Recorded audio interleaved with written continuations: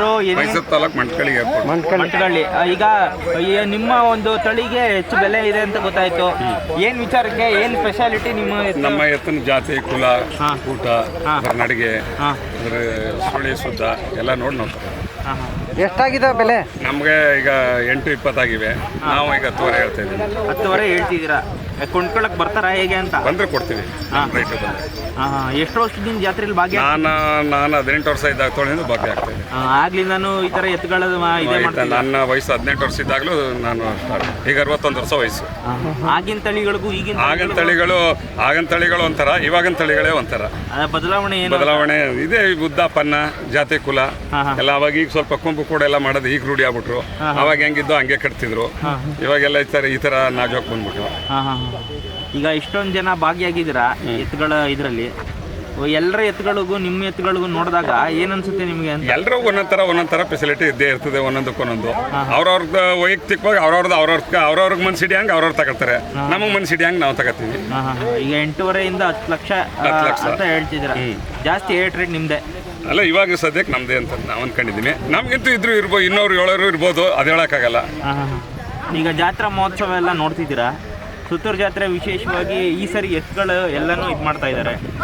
ಇಷ್ಟು ವರ್ಷದ ಜಾತ್ರೆಗೂ ಈ ವರ್ಷದ ಜಾತ್ರೆಗೆ ಏನು ವ್ಯತ್ಯಾಸ? ಈ ವರ್ಷಕ್ಕೆ ಸ್ವಲ್ಪ ದನ ಜಾಸ್ತಿ ಬಂದಿವೆ. ಇಷ್ಟು ವರ್ಷಕ್ಕೂ ಈ ಸತಿ ಒಳ್ಳೊಳ್ಳೆ ರಾಸುಗಳು ಬಂದಿವೆ. ಇಷ್ಟು ಸತಿ ಎಲ್ಲ ಒಂದು 100 ಒಳಗಡೆ ಸೇರ್ತಿದ್ದೋ.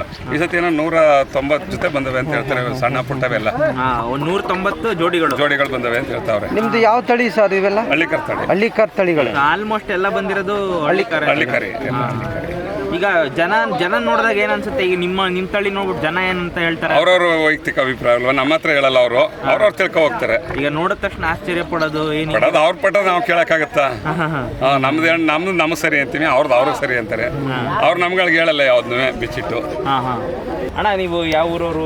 ನಾವು ಕಡ್ಕೊಳ್ಳೋದವ್ರು. ಈಗ ಸುತ್ತೂರು ಜಾತ್ರೆಗೆ ಬಂದಿದ್ದೀರಾ, ಎತ್ತುಗಳನ್ನೆಲ್ಲ ಕರ್ಕೊ ಬಂದಿದ್ದೀರಾ.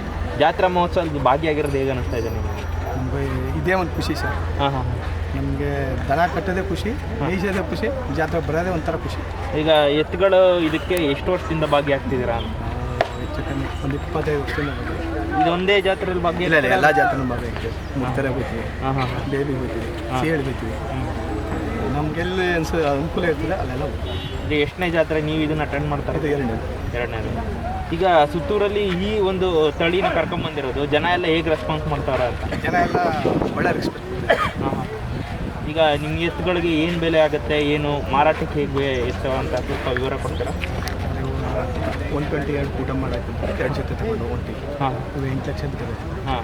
ಈಗ 30 ಲಕ್ಷ ಬಂದು ಅಂದರೆ 8ಕ್ಕೆ ತಗೊಂಡು 10ಕ್ಕೆ ಮಾರ್ತಾ ಇದ್ದೀವಿ. ಬೆಲೆ ಹೆಚ್ಚು ಕಮ್ಮಿ ಆ ಥರ ಏನೂ ಇರಲ್ಲ? ಅಲ್ಪ ಸ್ವಲ್ಪ ಹೆಚ್ಚು ಕಮ್ಮಿ ಇರೋ. ಮಾರಾಟ ಮಾಡ್ತಾ ಇರಲ್ಲ, ಕೊಳ್ಳೋದಕ್ಕೂ ಬರ್ತಾ ಇರ್ತಾರೆ ಜನ. ಇದು ಕೇಳಿದಾರೆ? ಕೇಳ್ತಾ ಇದ್ದಾರೆ. ನಾನು ಇನ್ನೂ ವ್ಯಾಪಾರ ಹೇಳ ಸೇಳಿ ಗಂಟೆ ವ್ಯಾಪಾರ ಹೇಳೋದಿಲ್ಲ ಅಂತ ಹೇಳಿ.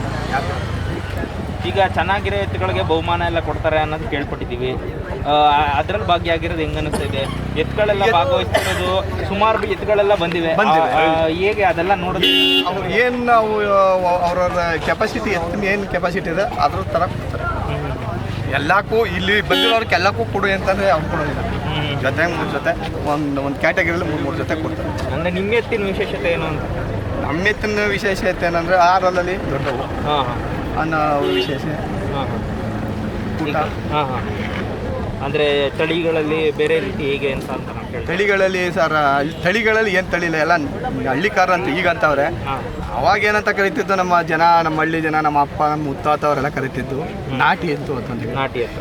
ಈಗ ಯಾರು ಅವ್ರವ್ರ ಬೆಳೆಕಾಳು ಬೇಯಿಸ್ಕೊಳಕ್ಕೆ ಹಳ್ಳಿಕಾರು ಅದು ಇದು ಏನೇನೋ ಒಂದೊಂದು ಹೆಸರು ಕಟ್ಕೊತಾರೆ.